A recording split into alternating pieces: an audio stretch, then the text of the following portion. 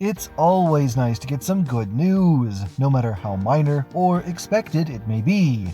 The Utah Department of Transportation has officially signaled its intention to buy 10 diesel multiple unit trains, or DMUs, from Stadler, with technical specifications matching the model of train that I recommended over 3 years ago, the Stadler Flirt. The Flirts will be a significant upgrade compared to the locomotive-hauled trains that we have on the UTA FrontRunner today. They will be faster to accelerate, quieter on the inside and the outside, and will be significantly more fuel efficient. These features will become especially important as UTA's FrontRunner morphs into something it was not originally intended to be. While funding for the FrontRunner TOX project hasn't been entirely secured yet, Utah officials are pushing ahead with planning efforts as though it's a done deal. In fact, we believe a major reason no agency or politician has been willing to make any statement on the Rio Grande Plan over the past 6 years is because nobody wanted to jeopardize the funding decisions that need to be made for the 2X project. It will be interesting to see how our leaders will behave once the money is committed. And federal money is absolutely needed, as the costs for this project are now approaching $2.5 billion, making this a bigger investment in the FrontRunner than even the original North and South projects combined, even when you account for inflation. So, what will we get for all that money? We will get 1 new train station, 26 miles of new track spread out over 11 locations, mostly in the south, and 10 new train sets, along with a new maintenance building to care for those new trains. First, the new train station. It will be built in Bluffdale, near the state's redevelopment area called The Point, though its closest neighbors want absolutely nothing to do with it, and are very proud of themselves for killing the proposed pedestrian connections between their neighborhoods and the new station platform. Transit advocates are wary of the location too, because it is only 2.5 miles south of the existing Draper station, matching the distance between the Orem and Vineyard stations as the closest station pair outside of Salt Lake City. The fear is that adding too many stations will only slow trains down, especially if even the closest neighbors won't use it, and they may have a point. At over 4 miles without significant curves, the track through Bluffdale is currently one of the longest stretches where trains can cruise at their maximum top speed of 80 miles per hour, and the addition of this station right in the middle of that will effectively prevent trains from reaching their top speeds here at all. It is very clear that the Bluffdale station location is a result of politics and not good engineering. On the other hand, though, because the Bluffdale station will disrupt the flow of trains so significantly, the line south of there will be almost completely double-tracked to compensate. Starting in Provo, UDOT will be demolishing multiple residential buildings to gain enough space to fill the 4,000-foot-long gap from the Provo station platform to the Orem siding. On the other end of the Orem siding, tracks will be shifted for about 2 miles to close the gap between the Orem and Vineyard sidings, and then 4 more miles will be added from the Vineyard siding up to American Fork, and an additional 4 miles will be added through Old Town Lehigh and up to the south edge of the 2100 North Freeway. All told, this will create an 18-mile-long section of true double track, spanning 4 stations, which will undoubtedly become the fastest and most reliable portion on the line.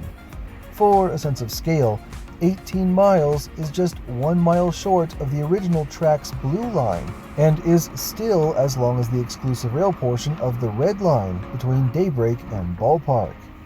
Having this much continuous double track is a really big deal. I can remember the first 3 months of FrontRunner operations to Provo, when the trains were supposed to pass one another at speed near 20th South Street in Orem. At 80 miles per hour each, the closing speed of 160 miles per hour was so startling that people screamed every time. It really did feel like riding a high-speed train, and I can't wait to have that sort of thing become common again on the FrontRunner.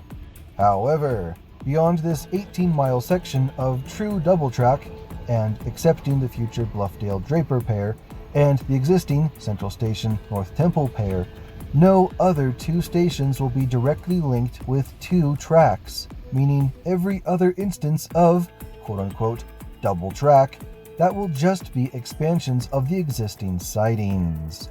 Instead of having the switching tracks placed near the stations where trains are already going slowly, UDOT will construct special and expensive 60-mile-per-hour switching tracks at midpoints between the stations. They even made an explainer video for the general public with happy, plucky guitar music, showing just how, when you miss your train, the next one will be waiting closer to your station.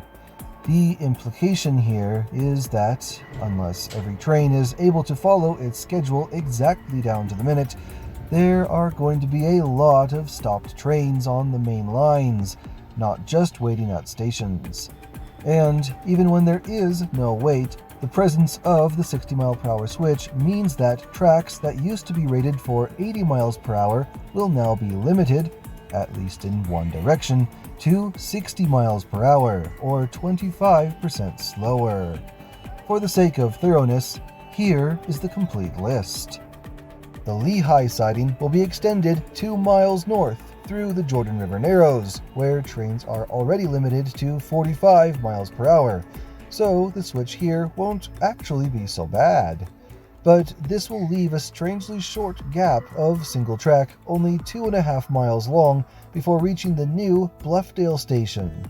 Meanwhile, the Bluffdale station will sit at the south end of a 2-mile extension of the Draper siding, which will keep its north end unchanged from current conditions, despite the gap between the Draper and South Jordan sidings being an equally short 2.5 miles.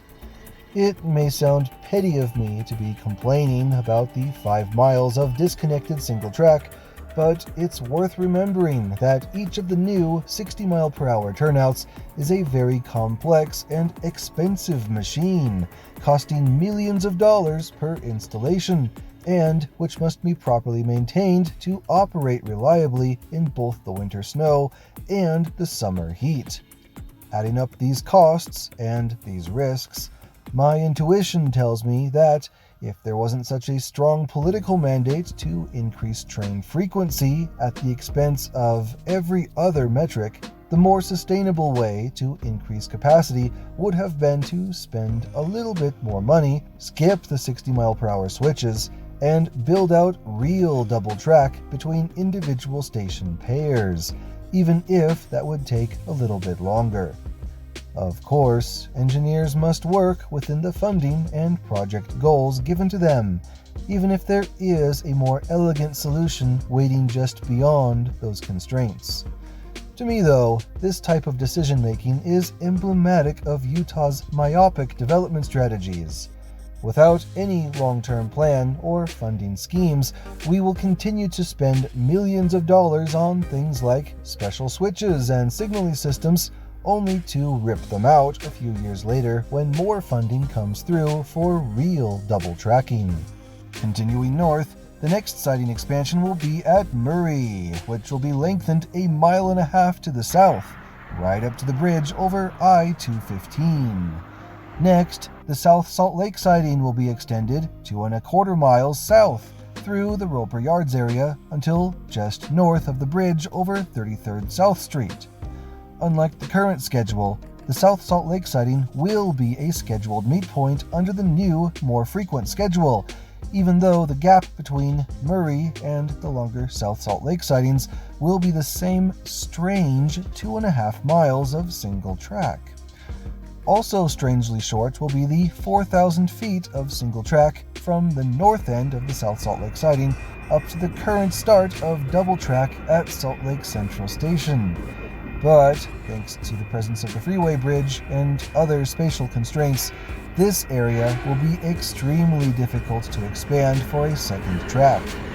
The far better option is the Rio Grande Plan, which not only adds plenty of space for a second track, but also eliminates grade crossings, straightens out sharp, low-speed turns, and restores the Rio Grande Depot as the state's new central station. For now, the Rio Grande Plan is a victim of the same myopicism that prevents us from building and following a master development plan. But that's an entirely different topic for multiple other videos. Now, lest you think I'm just a complaining curmudgeon, north of North Temple Station, the FrontRunner 2X project makes another real improvement that I'm genuinely happy about. When UTA purchased the Warm Springs diesel shops from Union Pacific in 2003, only the north section of FrontRunner had been funded, and the shops were clearly oversized compared to what UTA needed. Renting space out to other companies was seen as a good way to justify the huge investment, and indeed, Stadler originally came to Utah instead of Texas because UTA had space for rent. But because the shop tracks needed access to Union Pacific's tracks, UTA's tracks were forced to take a slow and curvy path around the east side of the shops, which, historically speaking, had always been the case for passenger trains, and so it wasn't seen as a big deal. But now, with Warm Springs full with UTA's own trains, and with a push for faster travel times, the 2X project will relocate UTA's main lines to the west side of the Warm Springs shops, raising speeds from the current 30 miles per hour up to 60 miles per hour. I really like this part of the 2X project, and I wish that UTA had similar ambitions to eliminate the other easily addressed slow zone in the Jordan River Narrows, which could go from 45 miles per hour up to, well, however fast you like, since the tracks there would now go completely straight.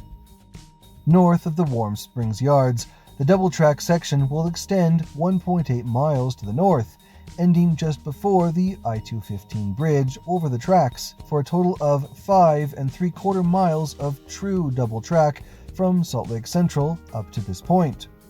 While the freeway bridge here has been reconstructed since FrontRunner was originally laid out, so that there is now plenty of space for a second track in the future, the double track will end here for now, because this is where UTA wants to build out a new shop building for its new Stadler DMUs. With Warm Springs diesel shops already close to capacity, and with the DMUs coming with all kinds of different maintenance requirements compared to the heavy MPI locomotives, a new building is needed for the 10 new trains that will soon join UTA's 10 existing trains. And the long, thin parcels between I-15 and the FrontRunner right-of-way are perfect for these kinds of facilities. Believe it or not, even though we've only just started out on the north section of FrontRunner, there are only 2 more siding extensions left to talk about. The first is at Woods Cross, where 2 miles of new track will merge the Woods Cross siding with the Centerville siding, for a total of 2.5 miles. The north switch of the former Centerville siding will be rebuilt from the current 40 mile per hour switch up to the more expensive 60 mile per hour version, since this long, straight stretch of track beside I-15 is one of the fastest and most prominent sections of the entire FrontRunner commuter line. Finally, the Clearfield siding will be extended north 3.7 miles, up to roughly Meadow Park at 2300 North. Why the section can't continue the remaining 2.5 miles all the way up to Roy is once again strange to me, and it ticks our counter of strange 2.5 mile gaps of single track up to 4 sections. In most cases, there is a solid reason for the gaps, such as the need for expensive bridges, but here, between Clearfield and Roy, there is no prohibitive geographic feature that prevents them from carrying the 2-track section straight through.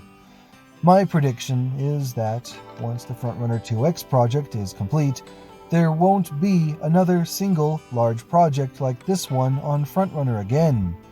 Instead, these 2.5 mile gaps will be filled by individual projects, much like freeways are generally rebuilt only a few miles at a time.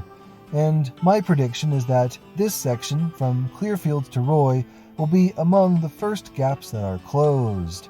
The 2.5-mile gap between South Jordan and Draper is also a good candidate for going first, depending on the politics of ripping out the recently installed 60-mile-per-hour switches. But let's not get too far ahead of ourselves. The point is that the FrontRunner 2X improvements are going to leave the system very different from its original design, which was meant for long, heavy, locomotive-hauled trains able to hit 80 miles per hour and cruise there until stopping for the next well-placed station.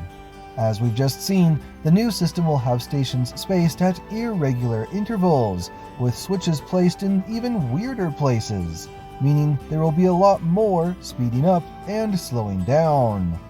Because the new route will be so different, the new vehicles will also have to be very different from the original intent. And that leads us directly to the Stadler FLIRTs. The Flirt design was not available to UTA when FrontRunner first opened in 2008, since they are not built to a traditional North American crash standard. But now, in the era of PTC and the FRA's alternative compliance requirements, the Flirts are quickly becoming the go-to transit vehicle for low to medium demand commuter lines, including 2 lines in Dallas, Texas, 1 in San Bernardino, California, and soon one of Metra's many lines in Chicago.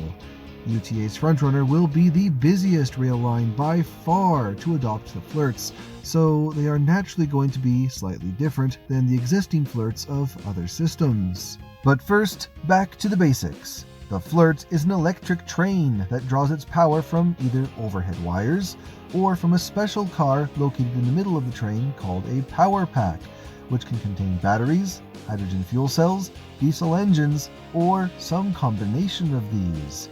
For the UTA version, diesel engines, supplemented with some battery packs, seems the most probable, since this partnering would allow for the fastest acceleration and for the quietest and most comfortable deceleration, just like an electric car, while at the same time providing the longest time and distance between servicing, more like a diesel long-haul truck. While FrontRunner is currently unelectrified, the long-term goal is to eventually build out a full catenary system, allowing purely electric trains to zip up and down the Wasatch Front at incredible speeds. But at nearly 80 miles long already, and with further extensions planned both north and south, building out a complete overhead catenary system all at once would be more expensive than current politics would allow. The beauty of the Stadler Flirts is that, thanks to the power pack design, a Flirt can raise a pantograph if wires are present and draw its power directly from the grid, or it can lower the pantograph when the wires are about to end, relying on the energy provided by the power pack. This would allow the catenary to be built out in more manageable segments, not unlike how UTA is adding a second track in incremental pieces. For the far-out extensions to Santa Quin and Brigham City, where trains would run less frequently, perhaps catenary wouldn't ever be needed, making those extensions cheaper to build out and easier to maintain. The ability to build in small, inconspicuous pieces makes this kind of infrastructure spending much more politically palatable, and therefore more likely to succeed.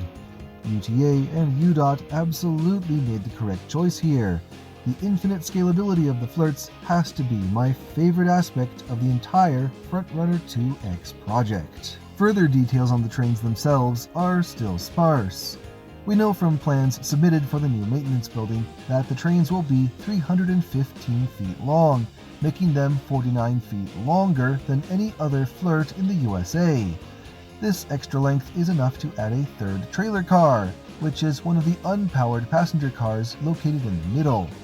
The 2 end cars are the only ones with powered wheels. The extra length provided by this third car will be important for adding features missing on other American Flirts, such as restrooms and a large bike storage area. It will also be critical for capacity. The current trains with 3 Bombardier bi-level cars can hold approximately 400 passengers if every seat is filled, whereas the Flirts, by my estimate, will be able to seat only around 300 passengers at most, and definitely less if they plan to have similar bike capacity to the existing trains. However, Matching the capacity of the existing trains is not actually a requirement, since the whole point of the project is to get trains running twice as frequently as they do now. Even if the Flirts carry only, say, 250 passengers, if you run 4 trains per hour, you're still moving 1,000 people in that hour, versus only 800 if you run 2 of the current train sets in that same hour. It's also important to note that, with the Flirt design, UTA will have a new option for adding capacity that it never had before, coupling 2 Flirts together for peak hours and uncoupling them for off-peak trips. While UTA's current trains are not intended for daily coupling cycles, the Flirts absolutely are, and can double up to create a double-long train without impacting performance, since each unit comes with its own power and propulsion. Instead of moving 1,000 people per hour per direction, we could do 2,000 people per hour, or even more if we include the standees. The only limits here would be the need for additional trains and for full-length station platforms. While it is true that every FrontRunner platform is already laid out for a full length of 850 feet, only a few are actually built out to that length, and even those are made mostly of the 8-inch high low block height, not the final 25-inch height needed for level boarding. Extending and rebuilding all of those platforms will be a big deal, but an even bigger deal will be paying for the additional trains. At around $30 million each, the Utah version of the Flirt is twice as expensive as the models built for Texas, owing to the extra car, the added interior features, such as restrooms, and the extra electrical equipment needed to switch quickly between the diesel and catenary modes. The high price is also another reason that we suspect the inclusion of large onboard batteries, while others have speculated that the traction motors and gearing for the Utah version will be rated for higher speeds than the Texas versions, which have been capped at 80 miles per hour. All of this is very exciting, but these extra features drive up the costs, which will make purchasing more of them, as I said, a big deal. To be precise, UTA has options for 40 additional train sets beyond the 10 they will be getting initially, which is enough to completely replace the current fleet of bi-level trains and run double-length Flirts between Provo and Ogden at a 15-minute frequency, and have single Flirts uncoupling to continue south and north to Santa Quin and Brigham City. At $30 million each, 40 more train sets will cost around $1.2 billion, and platform lengthening will add in another few $1 million per platform. If there's ever going to be a FrontRunner 3X, I suspect it will have nothing to do with additional double tracking, and will instead be a fleet and platform expansion program with the stated goal of running a constant 15-minute frequency throughout the day, rather than skipping departures during off-peak hours. The end result of that kind of investment would mean that FrontRunner would be able to operate almost exactly like a light rail line, but on a regional scale. Departures every 15 minutes with double-long, single-level electric trains would be enough to confuse a lot of passengers about why there is any distinction at all. Over time, though, the two modes will diverge again. As the catenary system is steadily built out, top speeds will be able to increase wherever there are wires, possibly going as high as 110 miles per hour on select segments, such as those parallel with the freeway. Once the line is completely electrified, bigger bi-level equipment may return as demand increases. Stations, once designed to be as minimal and bare bones as possible, will become better integrated with surrounding businesses and communities, especially in downtown areas, such as the Rio Grande Depot in downtown Salt Lake City. Yes, we need to talk about the Rio Grande Plan once again, because the FrontRunner 2X project, while it is a massive improvement over the system that we have now, even it won't be able to address some of the largest concerns about the future of regional rail transit in Utah. You can add all the extra departures you like. You can speed up travel times all you like. You can upgrade your trains and add all the comforts you like. But if a train doesn't go where you need it to go, then it isn't going to be helpful to you. Right now, the train stations in Salt Lake City are the absolute bare minimum needed to get by. Open and exposed concrete plazas and platforms located on the fringes of downtown, generally only accessible by transfer from another UTA bus or train. The neighborhood around Salt Lake Central Station is a rare economic dead zone in the middle of what ought to be a vibrant and growing part of the city. After all, it is adjacent to the most connected transit stop in the entire state, but the local streets here don't even have sidewalks. Ultimately, if Utah wants people to really depend on passenger trains to get around, we will need to build a real train station, and the Rio Grande Depot is by far our best option. While the Rio Grande Plan may seem like an oversized solution at present, the FrontRunner 2X project and its enormous costs show us that there is a popular and political demand for big projects bringing big improvements to the Wasatch Front. As our cities continue to grow, and as I-15 continues to fill and jam with traffic every day, it is only a matter of time before projects as big and perhaps even bigger than the Rio Grande Plan become our only way forward. And when that happens, I look forward to the day when I can say, well, now I have predicted 2 things correctly. I'm Christian Lenhart. Thank you for watching.